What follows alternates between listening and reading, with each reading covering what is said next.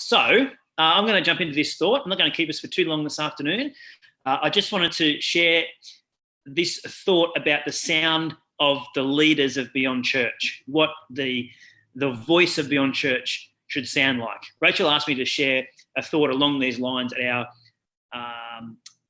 Thursday Beyond Church Online day, and it was just about how to be Beyond Church on social media. And I've been thinking a bit about it, and I kind of thought, well, I'm also kind of thinking that as leaders, we also need to know what the sound of the leadership voice of Beyond Church is like, because we're interacting not just online on social media, which we are, but we're also interacting in person, on the phone, in meetings, leading team, and really our voice sets the culture, and it really sets the atmosphere of the room and the team and the meeting that we're a part of. And so I just wanted to speak briefly on that, and I want to speak to it from this verse in Judges chapter 12, verse 5 to 6. It's like from one of my favourite episodes of The West Wing. I mean, it's from the Bible. It's from the Bible, but it's from one of my favourite episodes of The West Wing. You can Google search it. I'm not going to find it for you. Judges chapter 12, verse 5 to 6. It's kind of the end of a battle between the army of Gilead and the Ephraimites. They just had a battle, and the Gilead had won the battle, and so the Ephraimites wanted to get back to their land, and the River Jordan was like the dividing line, and so the Ephraimites were on one side, and they wanted to go back to where they came from. They'd been defeated, and so everyone who was on the wrong side of the river, they were all fugitives, and they were all trying to get home.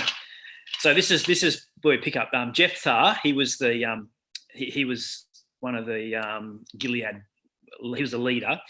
Jephthah captured the shallow crossing of the Jordan River, and whenever a fugitive from Ephraim tried to go back across, the men of Gilead would challenge him. "Are you a member of the tribe of Ephraim?" They would ask. In other words, "Are you one of us?" And if the man said, "No, I'm not," they would tell him to say Shibboleth. And if he was from Ephraim, he would say Sibboleth. So that's different if you didn't hear that on Zoom. It's supposed to say SH, Shibboleth, but he would say Sibboleth, because people from Ephraim could not pronounce the word correctly. Then they would take him and kill him at the shallow crossing of the Jordan, just for getting the word wrong. In all, look at this, 42,000 Ephraimites were killed at that time. That's fast, Rach. How'd you do that? You Googled it. You should be listening. You're watching this now. I was making sure you were heading into the Shibboleth episode. 42,000 people were killed. I can just imagine in my mind just the river turned to red, right? Because the Jordan River is a shallow, narrow river anyway. 42,000 people is a lot of blood. And I just think it's the importance of getting the word right cannot be overstated here in this story. So the sound of our voice, and it makes a difference. The words that we say have power. And it's not just this verse. I've shared this verse because it's an interesting story, but the Bible's actually full of this, and the New Testament in particular, and Jesus even speaks to it, the power of the tongue. Our words have power. And so how we sound makes a difference is what I'm trying to say.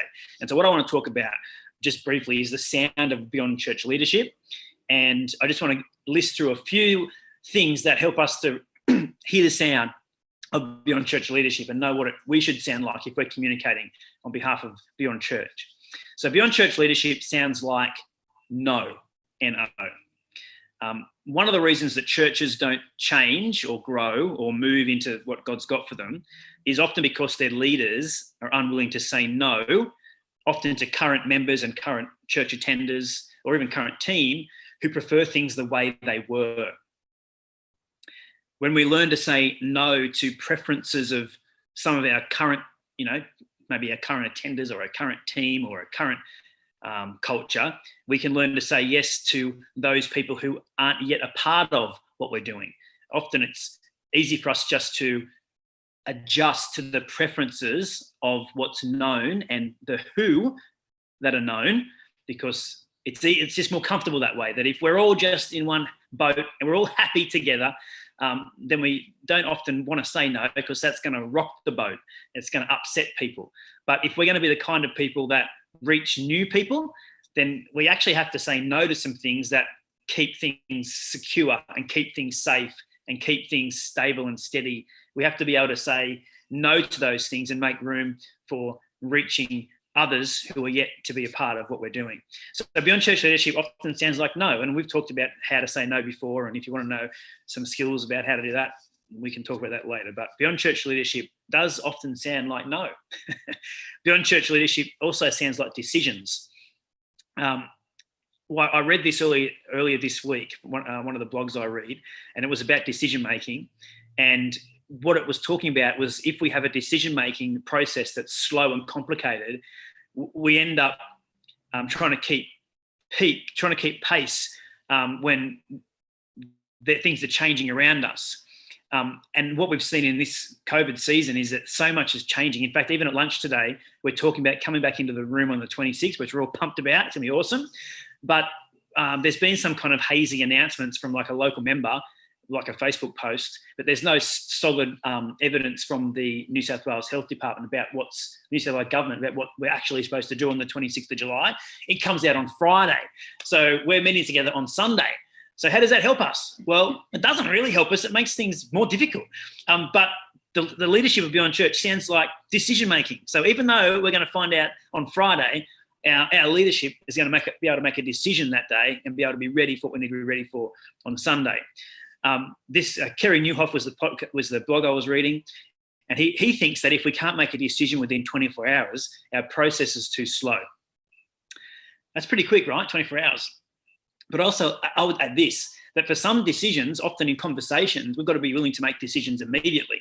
When someone asks a question, when someone gives a thought, and when it comes to culture and correcting culture and bringing leadership into a conversation or a room, often we have to make a decision in the moment. And so I would just encourage, and I'll get to this in a minute, you to be developing your decision-making process all the time. So there's organisational decision-making, and we have to be as fast as we can with that. Obviously, there's lots of factors that have to be considered when we make a decision that impacts the entire organisation. But for you personally, when you're making decisions in the moment, I would encourage you to develop a process internally that's as streamlined as it can be.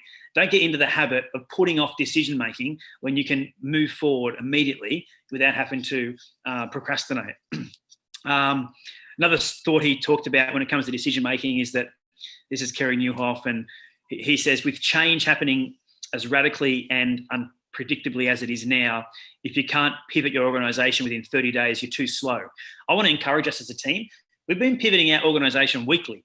And so you guys are absolutely amazing. The fact that we can go from in the room to online within a week, we're going to go from online to in the room with the new location within a week is outstanding. So you guys have to be encouraged that you are great decision makers and you are moving forward with clarity and strength in what we're doing. So that's fantastic. And that's what our Beyond Church leadership should sound like, decisions. It should also sound like, Beyond Church leadership should sound like questions. We do need to be asking lots of questions. One of the things I've been really amazed by, some of the best leaders I know in my world who pastor churches that are much larger than ours, and pastors and leaders who are much older than we are, they still ask us questions about how we do what we do. I think, well, you've been here, you've done all this. Why are you asking me about how we set up our chairs, or why we choose the songs that we do, or how long our services are, or why we've opted to do church online and the way that we've done it? Why are you asking us? And, we could say, oh, it's because we're awesome, but it's actually got nothing to do with us. It's got to do with the fact that that particular leader has developed a habit and a pattern of being a question asker and not just a solution bringer. Sure, that guy could come in and say, this is what you could do. But instead, the posture is, I want to learn, I want to grow. And the sound of Beyond Church leadership, I would love it if we were the kind of people that were always asking questions.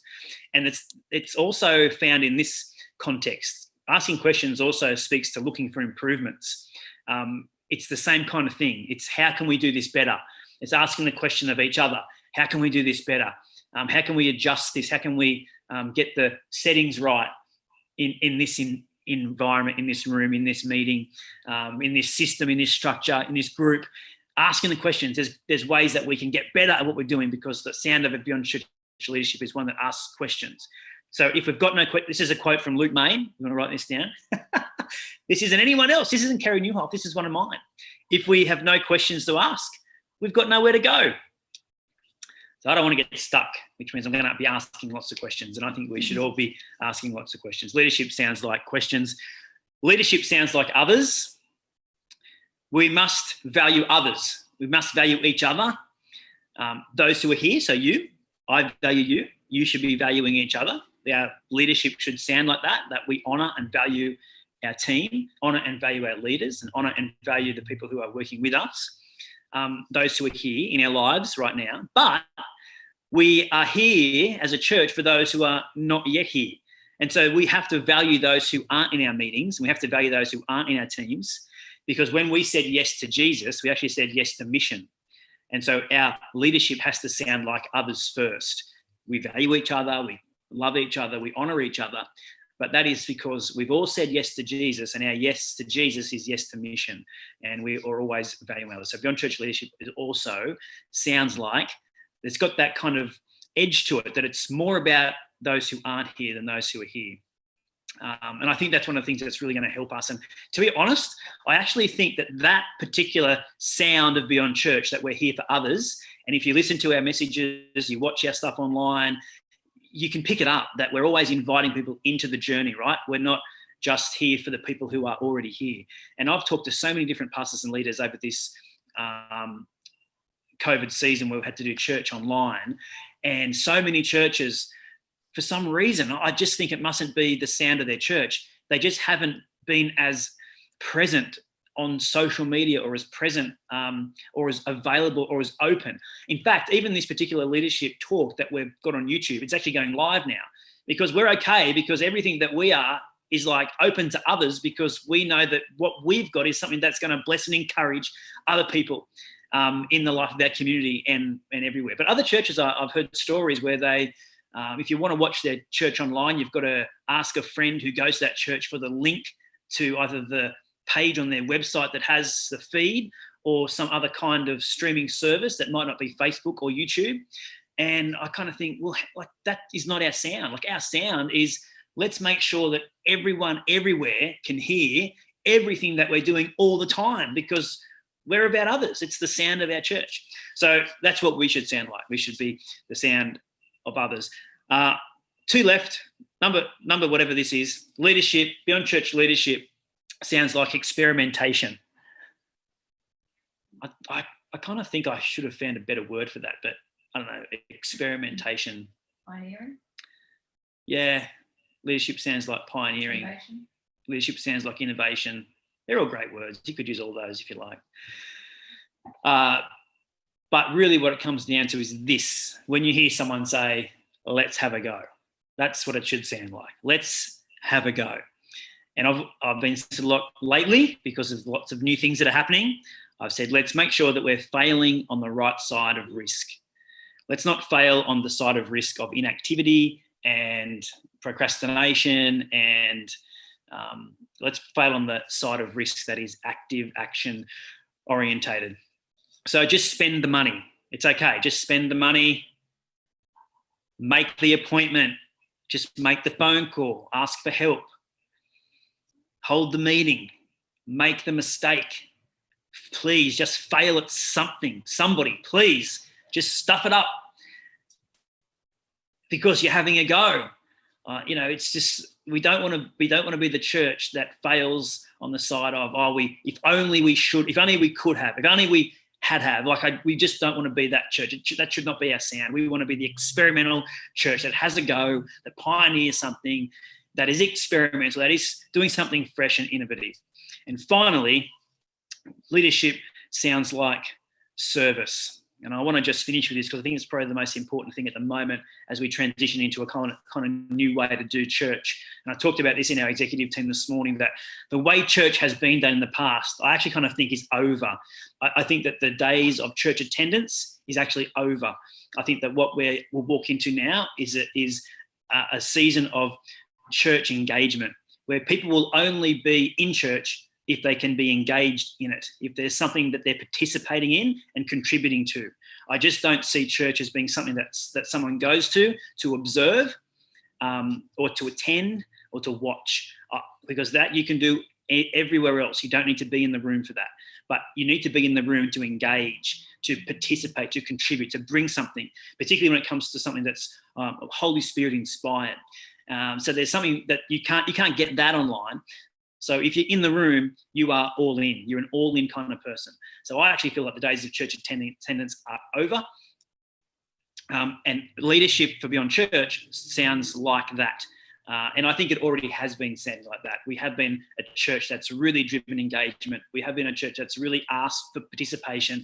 We haven't really been satisfied with people just turning up and going home. It's never really been our bag. And I think that's awesome, because it means when we connect with people from the very moment they come across our path, they know there's an invitation for them to put their hand to something that is going to bring them the most satisfaction and fulfillment that they've ever found in their life. And that's the way it should be at Beyond Church. That leadership should sound like service. It's the greatest work that we'll ever do. The reason you're in this call this afternoon is because you know this is the greatest work that you will ever do. And if I get to do this, the greatest work of my life, why wouldn't I want others to enjoy this kind of fulfillment? And every person, this is what we're working towards at Beyond Church, that every person should be given every opportunity to serve in every way that they can. I'll say that again. At Beyond Church, we want to make sure that every person has every opportunity to serve in every way that they can. Does that make sense? I'll give you one more. It's a story, and then we can finish, because we're running on time, which is great. Please just stay with me. Leadership, I said the last one was the last one, but it's not. It's like leaving Andrew to last. This is like I've saved the best to last. Leadership sounds like for you, not from you. And this does tie in with the last point about church being not about attendance, but about engagement. As leaders, this is important as having a leadership voice, that church is about being for people. We're not a church that wants to get things from people. It's a significant distinction, right? We don't want to be a church that's about getting things from people. We want to be a church that's about being for people. And so this changes the way that we think. Let me give you an example about how this is articulated really, really well. And it's got to do with finances. So when we talk about money as a church, we talk about money not because we want to get money from people or from you. We talk about money because we want God to, we want it to be for you. We want God to bless you. We want God to be, to bring favor into your life. So generosity isn't a question we're asking to receive something from you. Generosity is about something that we want to see for you. We want you to live a generous life for you. It's a benefit for you. We don't want to be the church that's asking people to come and give stuff and do stuff. Again, even serving practically, like with people's time and with people's resources and their skills, their finances. It's never about trying to get stuff from people. It's about giving people the opportunity for them to step into something that's going to bless their life. So when it comes to generosity and tithing, we talk about this at Beyond Basics all the time, that we talk about it all the time, and we encourage people to be generous because we know that in our own experience, it has been for our benefit. Now, we don't do it and we don't say it because we are selfish, but God, that's the biblical pattern and principle of God, that He wants you to flourish and thrive, to be able to do all that He's called you to do. And so when we speak to you, so this is what I want, the reason I'm talking about this to you as leaders is it's about how you communicate to your team. So when you ask your team to serve in a certain context, or to be at a certain thing, a certain meeting, or to turn up on time to something, or to be generous in some way, it's never about getting something from them. You're actually allowing them to step into something that's going to bless their life. It's going to build their family. It's going to set patterns and principles into their world that are going to set them up for a future that is favoured by God. So it changes the way that we communicate. We no longer feel like we are, intervening, or we no longer feel like we're interrupting someone's life. We actually feel like we're giving someone an opportunity to step into something significant that's going to bless them and help them to flourish in every area of their life. So that's the leadership voice for Beyond Church when it comes to inviting people to participate in anything and everything. It's that we're here for you and we're not here to get something from you. Does that make sense? Great, pleased. So that's my last thought about that. So next time you go across the Jordan River, hot tip, Shibboleth, right? Unless you want to be one of the 42,000 that turn the river red. So we're time to wrap up, but any final thoughts before we go? Super good. It's good to have you guys back. It is. 25,000. What's that? Is that how many litres is that? Is that how much blood was spilled? That's probably more than the Jordan River even holds. That's awesome. 42,000. Yeah, wow. Yeah. Cool. Excellent. Thanks, guys. Thanks, Andrew. Thanks, Rebecca. Always great. Love this. Yeah. So good to have you back on deck. Yeah, it's good to be back. Bye, guys. Thanks, Beck. See ya. See you, everybody. Thank you. Bye.